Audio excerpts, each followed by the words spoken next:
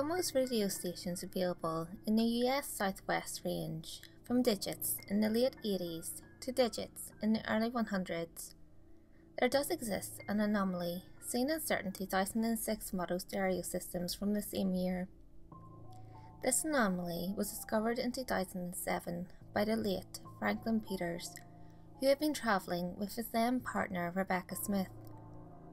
The couple was travelling from Phoenix, Arizona to Las Vegas, Nevada, for their friend Marissa Russell's birthday. Smith had recalled that the two of them had left their home a little later than they had wanted, as her and Peters had gotten into an argument about something pertaining to their luggage. This discussion had ultimately resulted in them leaving at around 3:30 p.m. The couple had planned on taking a detour towards the Grand Canyon, but had found that it would have been impossible given the time and rate at which they were travelling. Smith recalled stopping at a restaurant sometime during the journey and entering it on her own. Peters would remain in the car. When Smith returned with their food, Peters seemed agitated. Upon asking what was wrong, Peters described to her what he had discovered. As Smith describes, he spoke to her very excitedly. He explained to her how he, in his boredom, had turned the radio dial about randomly before accidentally stumbling upon what he believed to be a secret radio station. Peters explained that the radio was turned to the frequency of 44.61, a frequency which would have been otherwise impossible if not for this specific stereo model's design. According to Peters' partner, Peters had a near photographic memory, hence his remembrance of the method to access the channel. The method, though previously believed to be dangerous, given the radio station's recent termination, has since been determined as being perfectly safe, using dials and buttons that one would find on this model of stereo. Peters described as follows: bear in mind that the vehicle must be stationary. Using the tuning knob, place a fingernail in an indentation as close to the apex of the knob as possible, and turn it clockwise exactly 720 degrees. Press the volume knob inward and mute the radio. Whilst the radio is muted, repeat the same method down in reverse. Turn the knob 720 degrees counterclockwise. Unmute the radio. Change the radio station in between 102.9 and 106.7. Numerous cases have described anything within this range ultimately working. Open the stereo's menu options and tune the bass level to 6. Mute the radio, unmute, and turn the knob exactly 1080 degrees clockwise. Mute the radio, unmute, and repeat the previous step in reverse. If the station is within the range of 87.5 and 92.3, repeatedly press the mute or mute button until the numbers on the display begin to become distorted. Soon, the digits on the radio should begin to take the shape of the aforementioned frequency, 44.61. Individuals having succeeded in this method had reported hearing segments of popular songs from the 60s and 70s being faintly played through the constant static. It is believed that the station was designed to take sound bites from other radio stations as a sort of permanent preview radio station.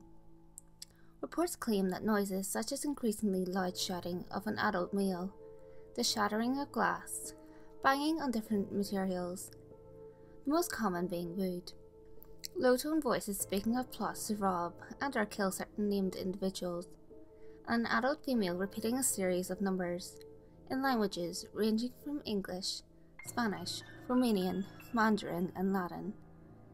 It is believed that the majority of sounds heard are also taken from adverts heard in other radio stations. However, many speculate that the sound bites taken are not random at all, but are in fact carefully organised codes formed from the titles of the songs played. Such songs as Ring of Fire by Johnny Cash, Runaway by Del Shannon, She Loves You by the Beatles, and Like a Rolling Stone by Bob Dylan. The other sound bites are often dismissed as filler in between the songs featured on the station, and are most likely there as an attempt to drive away those who may have found the radio station accidentally. The reasons for the station's existence are as of yet unconfirmed, but it is commonly believed that the station is meant to be found by specific individuals who happen to be in the areas where the frequency is available. It is speculated that the source of the broadcast is located somewhere in between the cities of Los Angeles, California, Salt Lake City, Utah, Phoenix, Arizona, and Las Vegas, Nevada, as the frequency is only able to be accessed when within range of these cities. Many have stated that the station is an abandoned radio frequency which happened to have been left turned on, and is in fact automated. However, many radio hosts and experts in the field of deciphering code have stated that an algorithm as complex as that, which is being broadcasted, is simply not possible, and would have to be being operated manually by a living individual. The repeated numbers have been found to be more puzzling. Almost 100% of the time, listeners find that the series of numbers link perfectly with their current car's model number, coordinates of the vehicle's manufacturing, and even the range of years that the car had been owned by the listener. For instance, Franklin Peters had owned his 2001 Pontiac Aztek he had owned from years 2003 to 2007. Smith stated that they had to replace their stereo in 2006 because the original was stolen from their vehicle. On July 13, 2007, Franklin Peters was killed in a hit-and-run incident. The suspect's vehicle, a green 1972 Ford Maverick, has since been involved in several identical incidents afterwards. All instances involved the individual who had accessed the radio station to have been hit as they were walking across a four-way intersection when the aforementioned suspect's vehicle ran the red light, and killed the individuals who accessed the station. The suspect also seemed to have no issue with collateral damage. Eyewitness reports claim to have seen the license plate number as being only 4 digits, 4461, a plate number not registered to anyone in the United States. The company responsible for making the stereo, Akai, has denied any and all claims of their knowledge to the stereo's abilities to access the stations. 14 total people have claimed to have access to this radio station, and since Franklin Peters' case in 2007, 17 people have been killed in 14 identical cases to the first. Efforts to track the frequency have proven fruitless, as the source has been found to move quite frequently. The radio station has been reported dead as of 2013.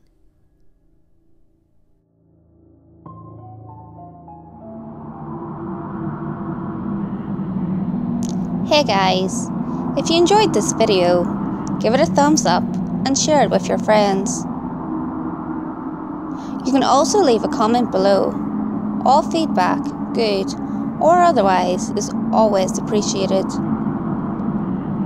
If you have any creepy stories of your own, or of any topics that you would like me to cover, feel free to send them in via any of my social media. You can find all links to my social media in the description below. Until next time guys, make sure you lock your doors, stay safe, and I'll see you next video.